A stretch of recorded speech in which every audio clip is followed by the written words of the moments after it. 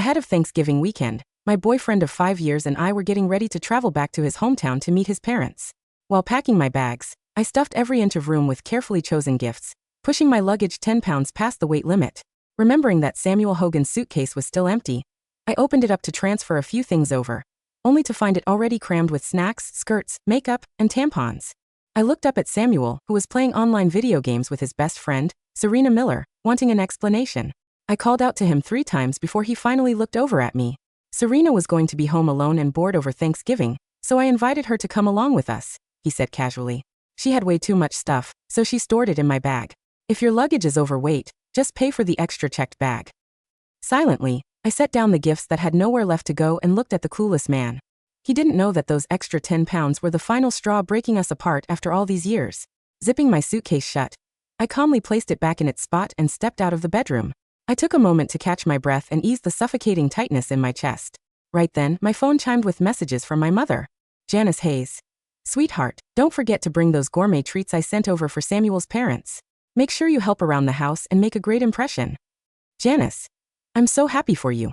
You and Samuel have been through so much, and you're finally crossing the finish line. Don't stumble on the last step.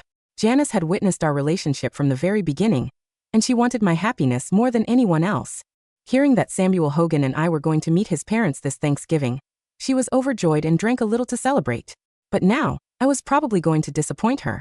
Serena Miller's laughter drifted through the crack in the bedroom door. I stared at my packed suitcase, filled with gifts that Samuel's parents loved. Draped over the living room sofa was a dress I had spent half a month picking out just for this occasion. Now all the careful preparations I had made felt meaningless. I stared at the chat window with my mother. For the first time in my life, I didn't know what to say. Samuel finished his game and walked out to grab a glass of water. Seeing me sitting quietly on the couch, he slipped off his headset and asked offhandedly, "You're not upset, are you?" I shook my head, recalling Janice's words about crossing the finish line, and thinking about all the years we had shared.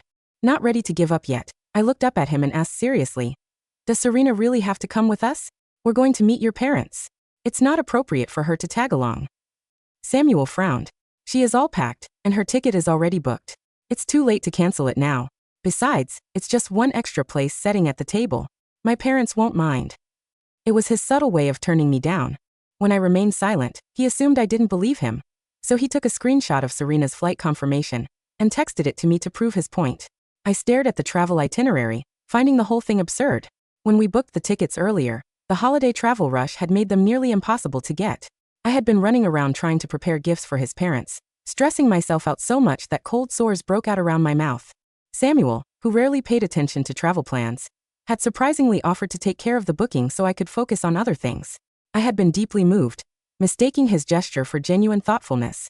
Looking back now, he had decided to bring Serena along from the start. This hadn't been a discussion, he had been simply giving me a heads up. The fully packed suitcase, the pre-booked ticket, he had planned it all. He had endless opportunities to ask my opinion, yet he never did. And those extra 10 pounds weren't just luggage. They represented me, awkwardly squeezed between Serena and him. I was the third wheel. I opened my phone and booked a seat on the last remaining Amtrak train to my hometown. Then I exited the app and opened the chat with Janice. "Mom, I'm coming home for Thanksgiving this year." I thought Janice would be furious and demand an explanation right away. Instead, she simply replied, "Okay, sweetie. I'll be waiting for you at home. Remember, I'm always in your corner."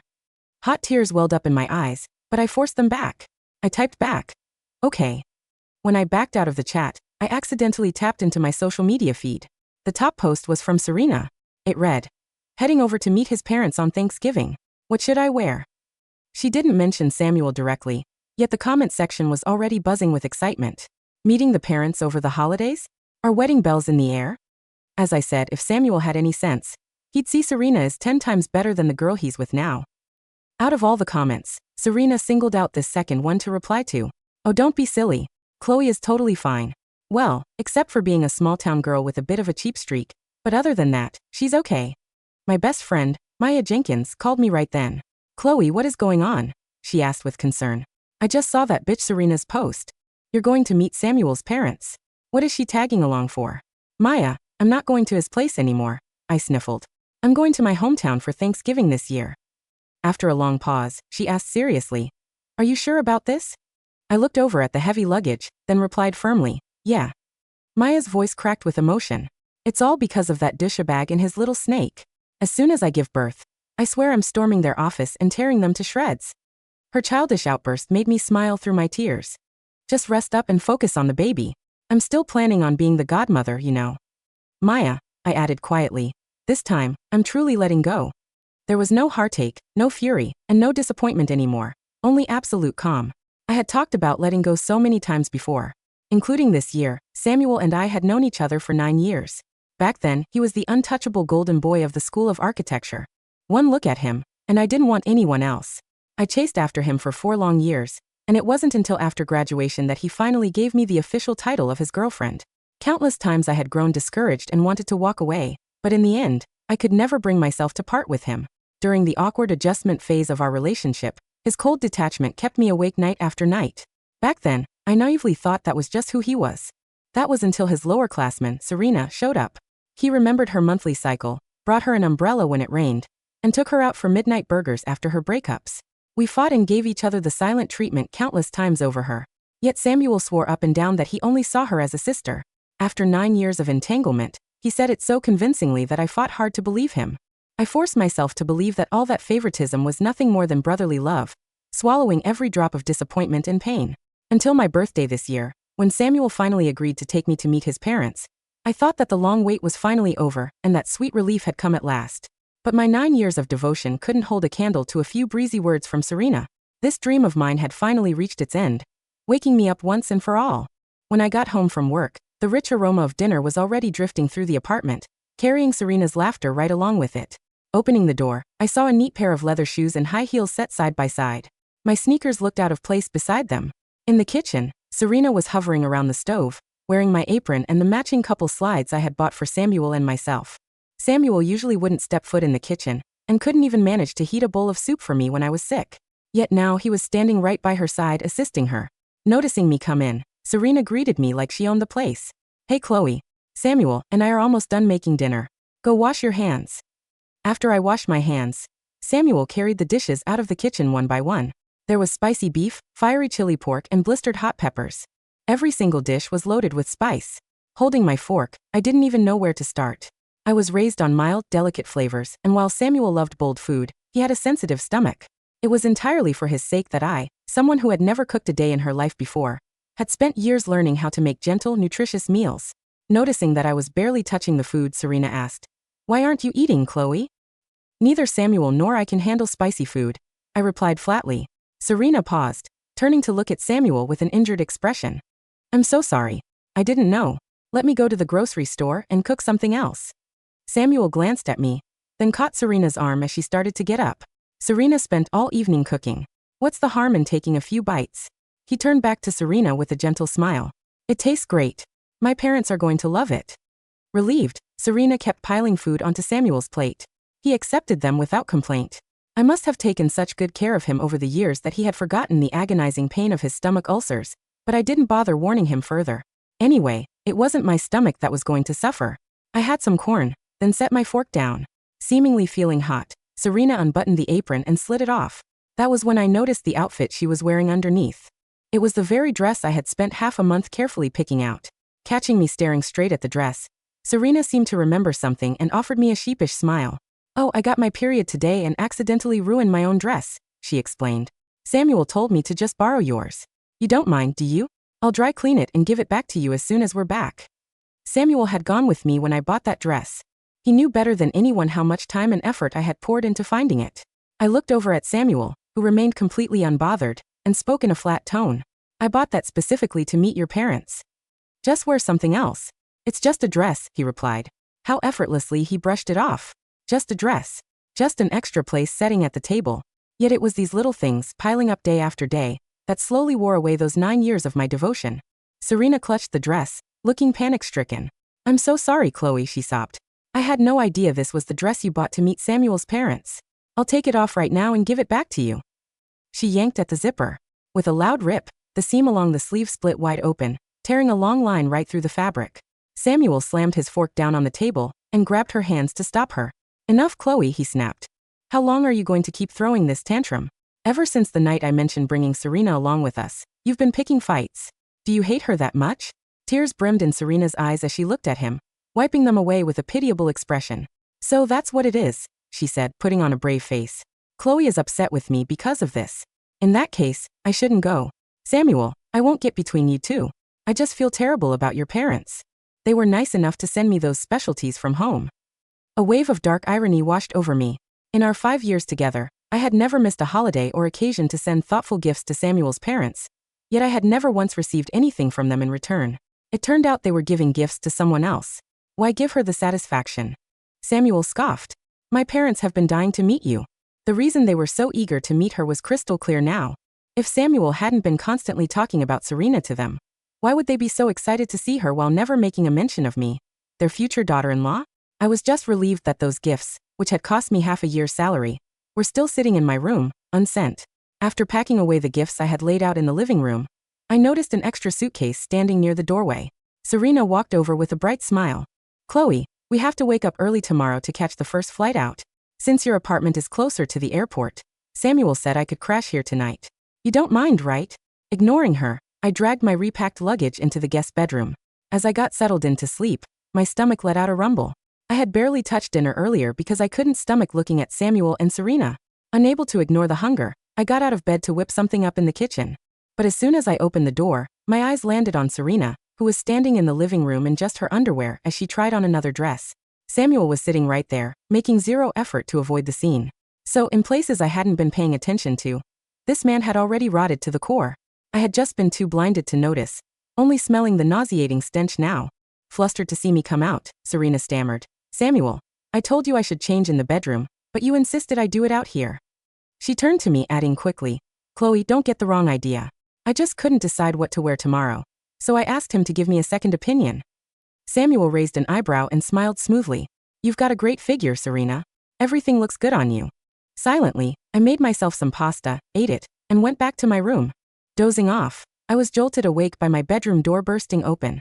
Before I could react, Samuel threw a barrage of accusations at me. Did you take Serena's passport? Are you that desperate to stop her from coming along with us? I stared at the two of them, bewildered. Chloe, please give me back my passport, Serena pleaded bitterly.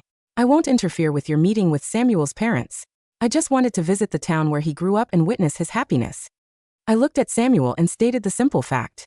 I didn't take her passport. But you were the only third person in the living room earlier, Serena pressed, biting her lip. Without giving my words a second thought, Samuel flung open my suitcase and tore through it, flipping everything upside down. My clothes were scattered all over the floor, and my neatly folded winter coat spilled open. He blinked. Why are you packing winter clothes?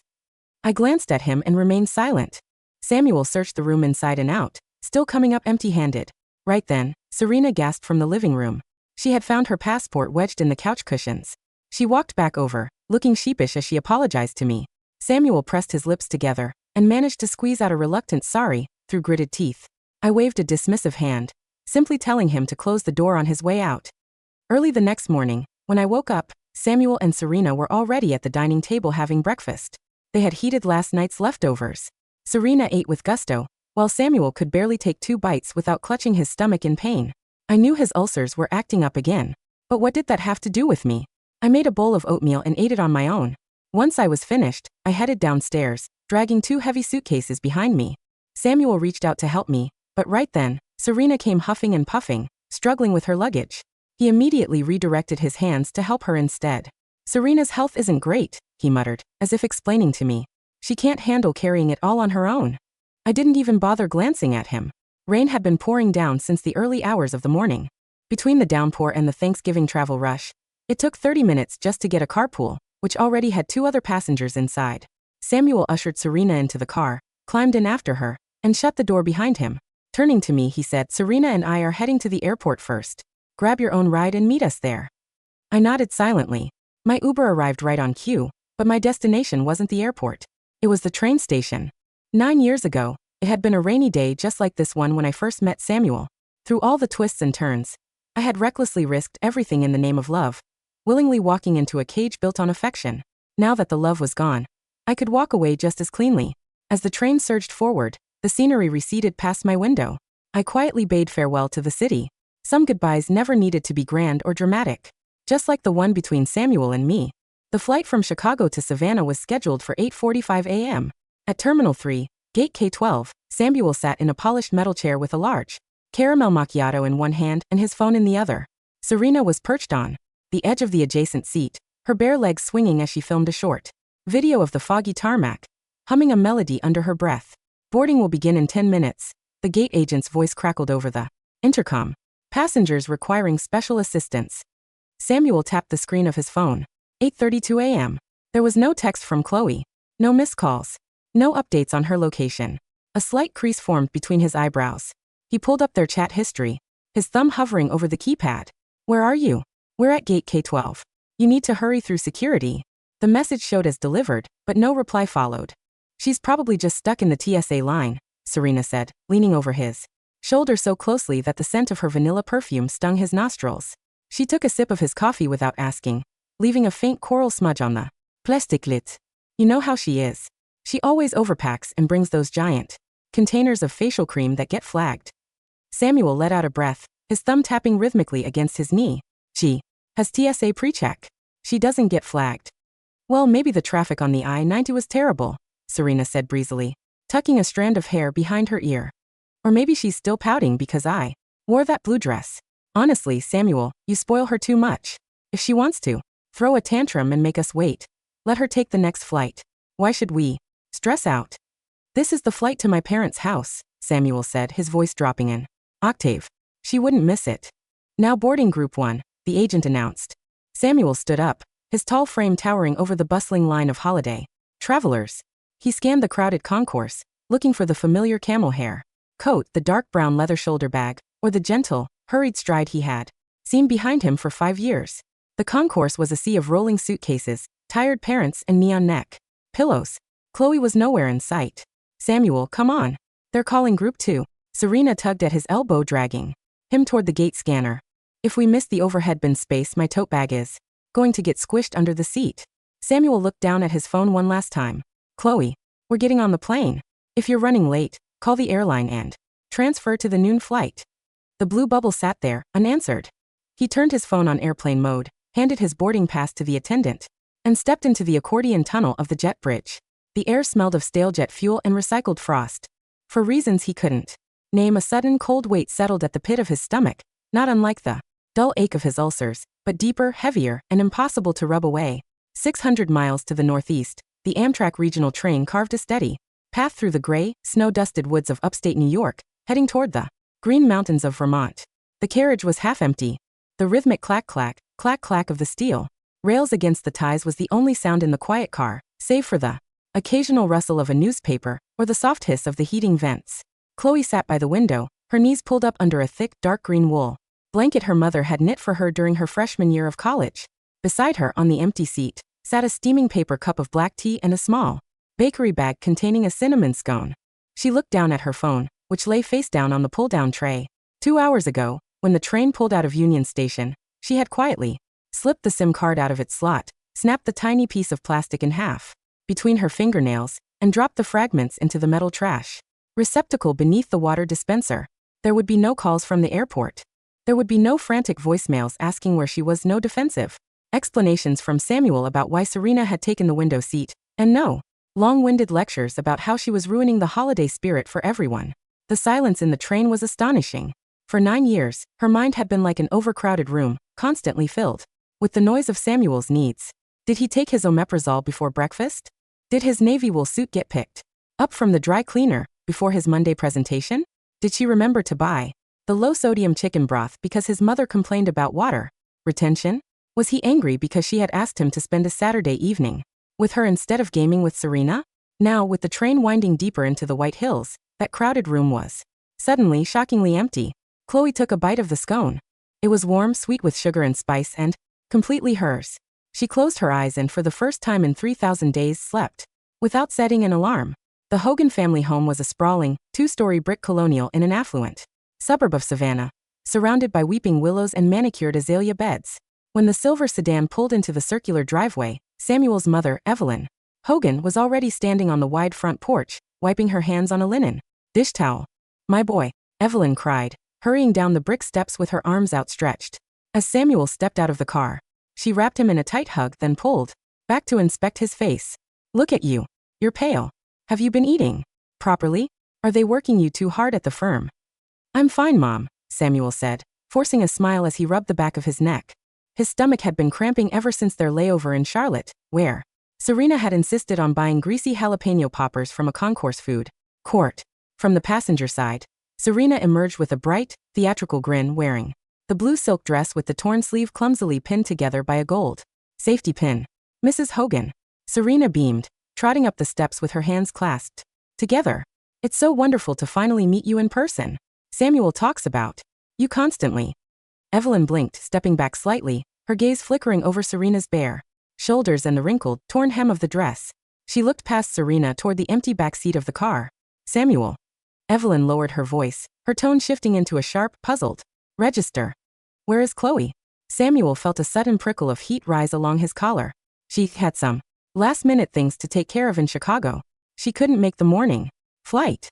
Couldn't make the flight? Evelyn's brow furrowed into deep, disapproving lines. On Thanksgiving weekend?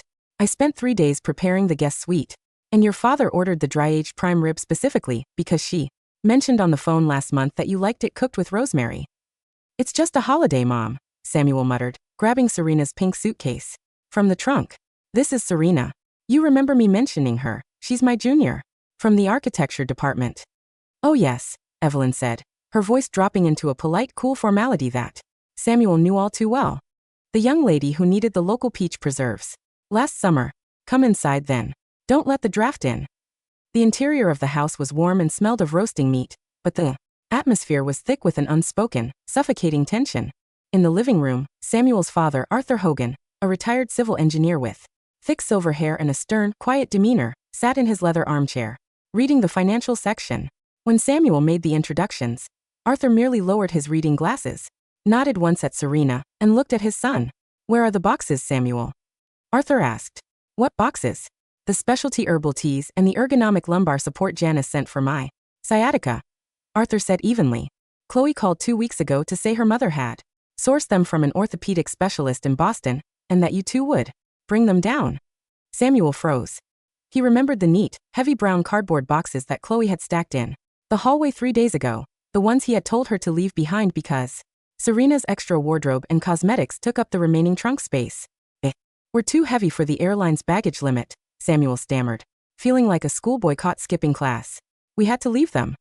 Arthur's eyes hardened behind his lenses. He didn't say another word. He simply folded his newspaper with a slow, deliberate snap, stood up from his chair and walked into the study, closing the door firmly behind him. Well, Serena broke the silence with an overly cheerful laugh, dropping her purse onto the antique mahogany side table. I don't know about you guys, but I'm starving. Mrs. Hogan, let me help you in the kitchen. I make an amazing spicy sausage stuffing. Samuel absolutely loves it. Evelyn looked at the handbag sitting on her polished table, then looked at Serena's hands, which were adorned with long neon pink acrylic nails. The stuffing has already been made according to our family recipe, Miss Miller, Evelyn said quietly, turning toward the hallway. Samuel, show your guest to the third-floor attic room. The guest suite on the second floor is reserved for family. The train arrived at the Burlington station at 4 in the afternoon. The world outside was draped in 16 inches of fresh, pristine snow. The mountain air was sharp and clean, smelling of wood smoke, wet pine and freezing river water. When Chloe stepped onto the concrete platform, a cloud of white steam billowed from her lips. Standing by the wooden station benches, wrapped in a bright red woolen coat and wearing fur-lined snow boots, was Janice Hayes. Her mother's graying hair was tucked under a cream-colored knit beanie, and her cheeks were flushed rosy from the cold. In her hands, she held a large thermos, wrapped in a plaid tea towel. Chloe. The shout carried across the quiet platform. Janice hurried forward, her boots crunching in the snow, and caught Chloe before she could even set her rolling bag down. The hug was warm, smelling of cinnamon, clove, and the familiar lavender detergent Janice had used since Chloe was a little girl. Look at you, Janice whispered, her hands coming up to cup Chloe's cold cheeks, her eyes glistening with unshed tears. You've lost weight. Your cheeks are so. Mom, Chloe said, her voice breaking slightly as she buried her face into Janice's woolen shoulder. I'm sorry. I ruined everything. Hush, Janice said firmly, stepping back to wipe a stray tear from Chloe's eyelash with the pad of her thumb. You didn't ruin a single thing. You walked away from a burning house before the roof caved in on you. That's not ruin, sweetie. That's survival. Janice unscrewed the lid of the thermos, pouring a cup of steaming, dark amber Broth that smelled of slow-simmered beef, ginger, and wild mountain mushrooms. Drink this right now. Your hands are like icicles.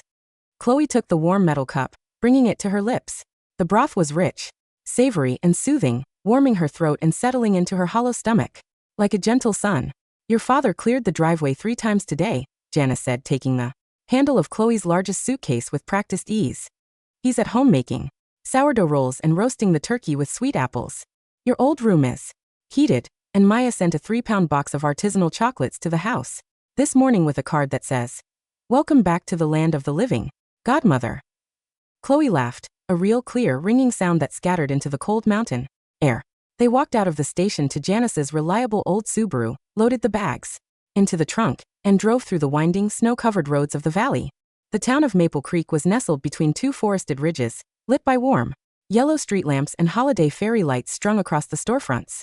There were no 6-lane highways choked with holiday traffic. There were no sleek high-rises or luxury apartment towers where every square foot felt like a stage set for someone else's performance. When they pulled up to the 2-story white farmhouse at the end of the lane, the front porch light was glowing amber against the snowdrifts. The front door swung open and her father, David Hayes, stepped out onto the porch in his red flannel shirt, wiping flour from his hands onto an apron. "There's my girl," David said, his deep voice carrying across the yard as he descended the steps with a wide, unbroken smile.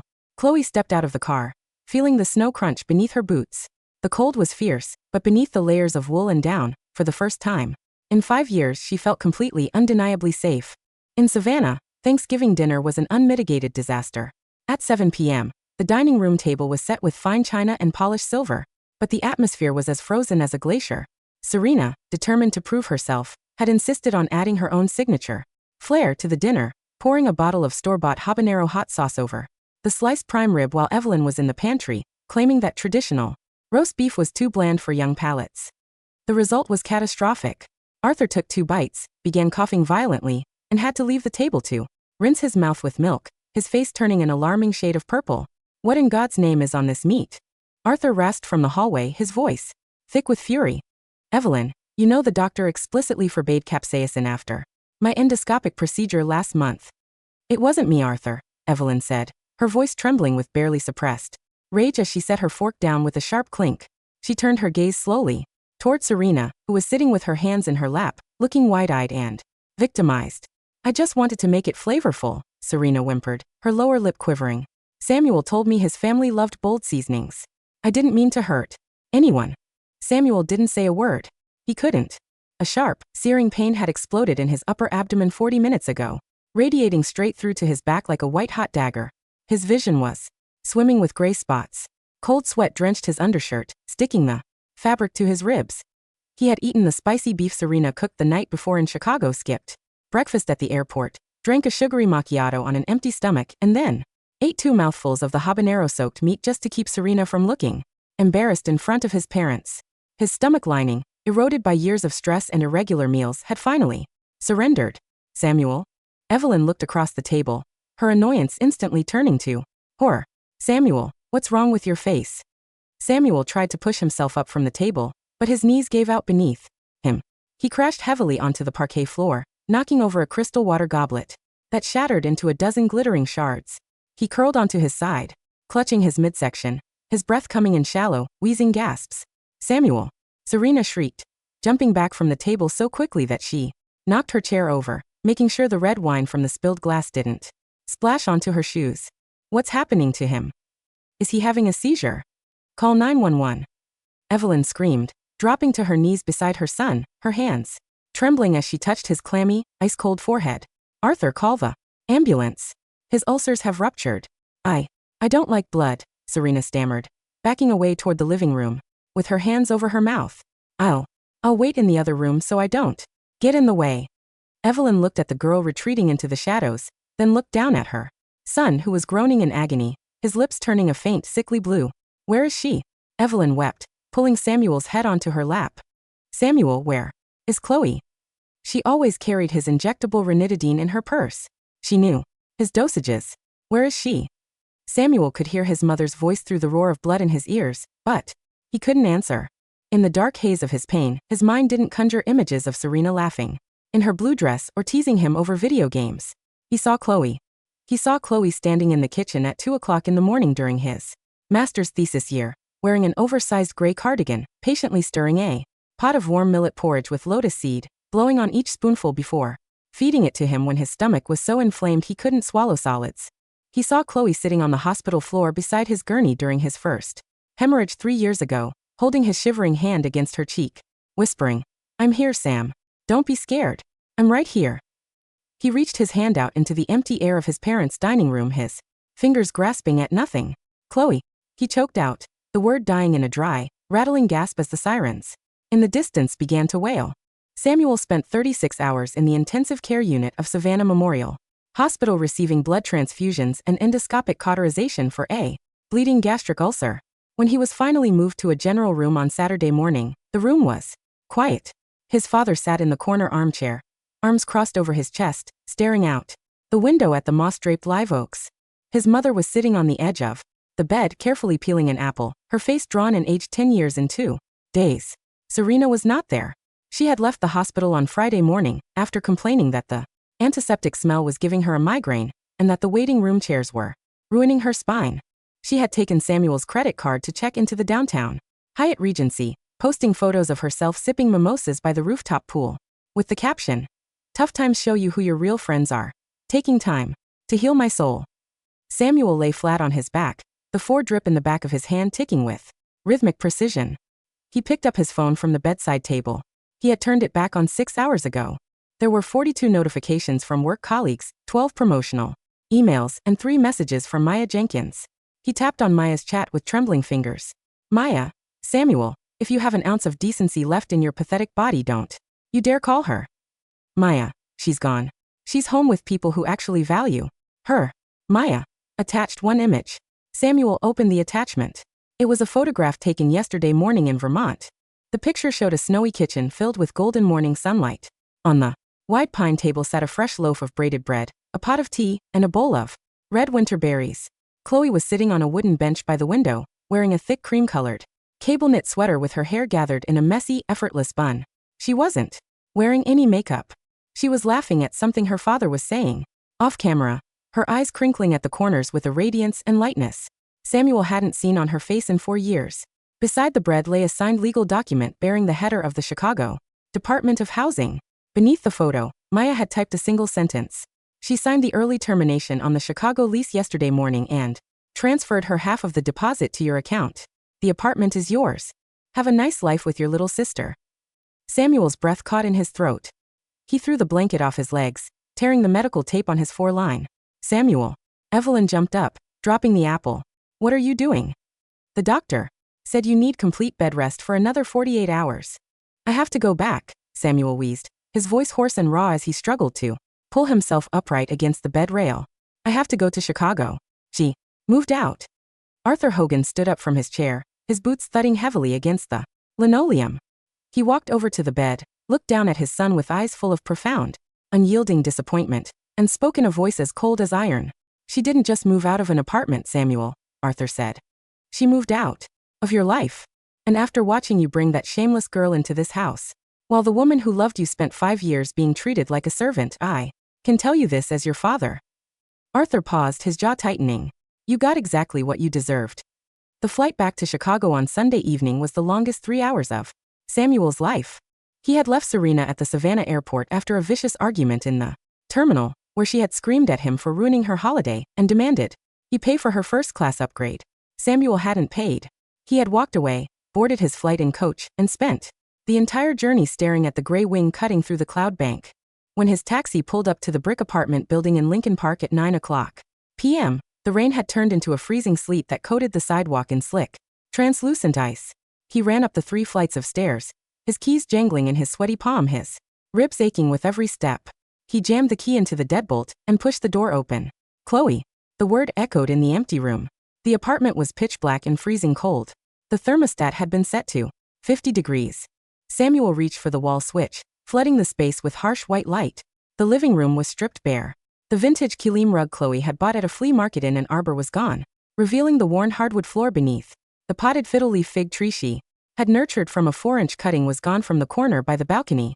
The handmade ceramic mugs were gone from the open kitchen shelves. On the dining table sat 3 items, arranged with neat, clinical precision. 1. A set of brass apartment keys on a plain metal ring. 2. A cashier's check for $12,000, the exact amount of money Samuel had borrowed from her 2 years ago to buy his partnership shares in the architecture firm. 3. A small, clear plastic zip-top bag containing 10 pounds of assorted holiday specialty gifts, artisanal smoked sea salt, imported olive oils, and hand-embroidered linen napkins. Taped to the plastic bag was a small, pale yellow post-it note in Chloe's neat, fluid handwriting. For your parents. The extra 10 pounds you couldn't fit in your bag. Samuel stood by the table, staring down at that yellow square of paper. The silence in the apartment was deafening. It wasn't the peaceful quiet of the train winding through the Vermont mountains. It was the suffocating, hollow silence of a tomb. He walked into the master bedroom. The closet doors were wide open. Her side of the wardrobe, which had once been filled with soft knits, floral skirts, and the sweet, clean scent of cedar and white tea, was completely empty. Only 3 wire hangers dangled from the metal rod, chiming softly against each other in the draft from the heating vent. On the nightstand, where her jewelry dish usually sat, was a single photograph. In a plain wooden frame. It was a picture taken 7 years ago on the day of his college graduation. In the photo, Samuel was wearing his black graduation gown, his arm thrown carelessly around his friend's shoulders, laughing at the camera. In the background, standing near the library steps holding his heavy portfolio case and an extra bottle of water in the sweltering June heat, stood Chloe. She was looking at him.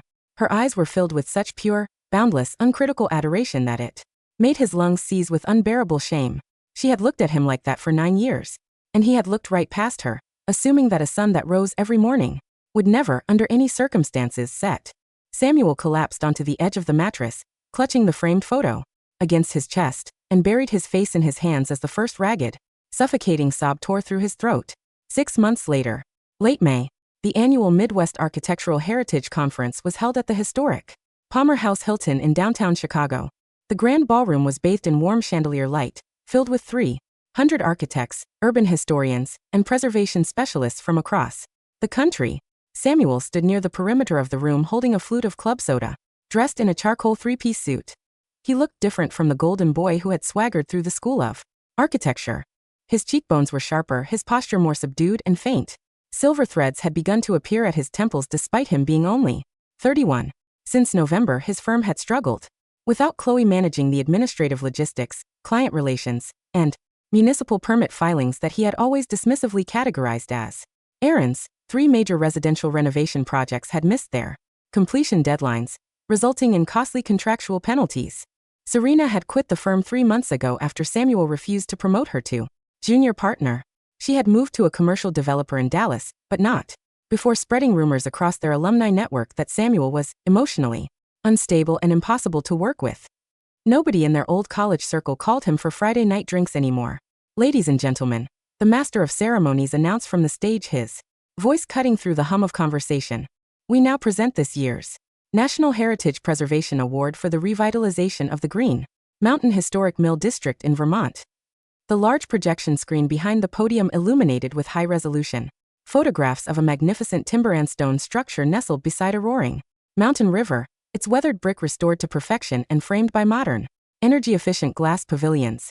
Please welcome the project lead and principal conservationist from the New England Historic Trust, Miss Chloe Hayes.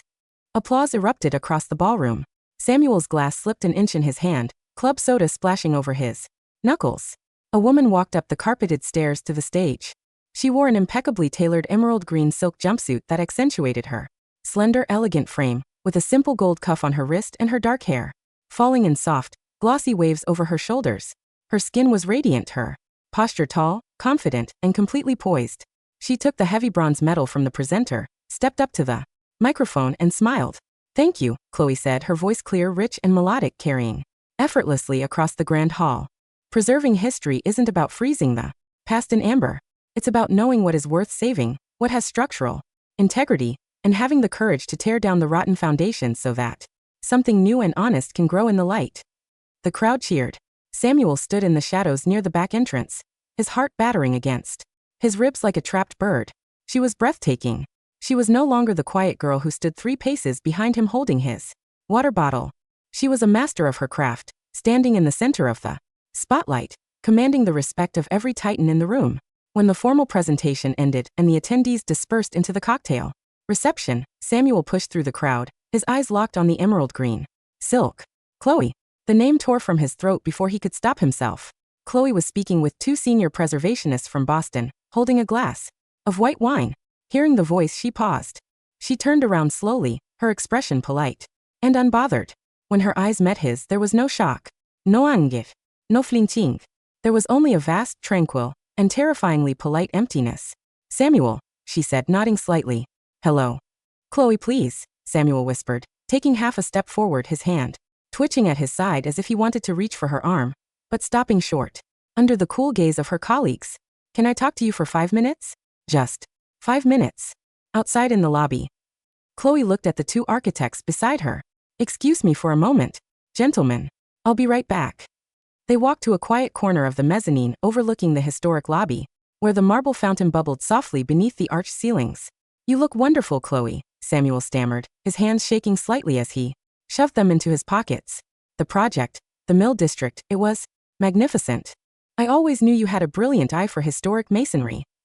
Thank you, she replied, her tone as smooth and even as polished glass.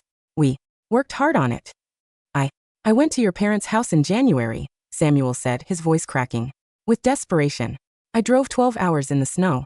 Your father wouldn't let me pass the gate, but I left a box of those Boston herbal teas on the porch. I don't know if he gave them to you. He donated them to the local community center, Chloe said calmly. They were very grateful. Chloe, I was an idiot, Samuel choked out, taking a frantic step closer, his eyes rimmed with red. I was blind, I was arrogant, I took everything you gave me and treated it like garbage. Serena is gone. I haven't spoken to her in months. I fired her. I cleared the apartment. I kept everything the way you left it. The keys are still on the table. Please, come home. We can start over. We can do Thanksgiving the right way this year. Chloe looked at him. She studied the sharp line of his jaw, the expensive suit, the desperate, pleading look in his eyes, the exact look she had spent 9 years dreaming he would give her. And inside her chest, there was not a single flutter, not a single spark of warmth, nor a single ember of spite. It was like looking at a stranger wearing an old coat she had discarded 3 seasons ago. Samuel, Chloe said softly, her voice carrying the gentle finality of a closing book. Yes, Chloe? Yes. Do you remember the night before we were supposed to leave for Savannah? She asked. Samuel's breath hitched. I remember. I asked you if Serena really had to come, Chloe continued, her gaze steady and unbroken. And you told me her ticket was already booked, and that she was just an extra place sitting at the table. Samuel squeezed his eyes shut, a tear cutting through the stubble on his cheek. I was wrong. God, I was so wrong. You weren't wrong, Samuel, Chloe said with a faint, peaceful smile. You were just showing me who you were. And for 5 years, I was too foolish to believe you. She took a step back, her high heels clicking softly against the marble floor. I have a home, Samuel. It's in Vermont, by the river, where the air is clean. And the people I love know how to pull their own weight. I don't belong in your luggage, and I certainly don't belong at your table. Chloe, don't walk away, he pleaded, reaching out with a trembling hand, his fingers brushing against the silk of her sleeve. Please, just give me one chance to be the man you deserved. Chloe gently, effortlessly stepped out of his reach. The man I deserved wouldn't have needed 5 years and a broken heart to see me standing in front of him, she said softly. She looked at him one last time, offered a polite, professional nod, and turned on her heel. Goodbye, Samuel. The morning train north from Chicago was bathed in the warm, golden light of early summer. Chloe sat in the quiet car, wearing a simple white linen shirt and comfortable jeans, watching the green fields of Indiana and Michigan give way to the thick forests of Ontario as the train looped toward the eastern border. Her phone chimed on the table. It was a video call from Maya. Chloe tapped the screen, and the smiling, exhausted face of her best friend filled the display, holding a chubby 4-month-old baby girl wrapped in a yellow sunflower blanket. Look who just woke up from her nap and demanded to see her favorite godmother. Maya beamed through the speaker. Hi, little Sophie, Chloe cooed, her face breaking into a radiant, unguarded smile as the baby let out a bubbly, toothless gurgle on the screen. How was the conference award winner? Maya asked. Did you dazzle the high and mighty city architects? It was wonderful, Chloe said, looking out at the endless blue sky stretching over the horizon. The New England Trust just approved our funding for the second phase of the river basin restoration. We break ground in 3 weeks. And did you see him? Maya asked gently, her tone lowering with genuine care. I saw on LinkedIn that his firm had a booth in the exhibition hall. Chloe took a slow, deep breath of the fresh morning air coming through the carriage vents. I saw him, she said. And Chloe smiled. It was the most effortless, unburdened smile of her life. And nothing, Chloe replied softly. He's just someone I used to know. Maya let out a triumphant cheer on the other end of the line, lifting the baby's tiny hand to wave at the camera. That's my girl. Your dad just texted me he's smoking a brisket in the backyard for dinner, and your mom made 2 strawberry rhubarb pies. You better be hungry when you get off that platform. I'm starving, Chloe laughed. She ended the call, set her phone face up on the small wooden table, and leaned back against the headrest. Outside the window, the train surged smoothly forward across the bridge, crossing the wide blue expanse of the lake, leaving the gray concrete towers of the pass far behind in the distance. Ahead lay the green mountains, the blooming clover, the open road, and a life that belonged wholly and beautifully to no one but herself.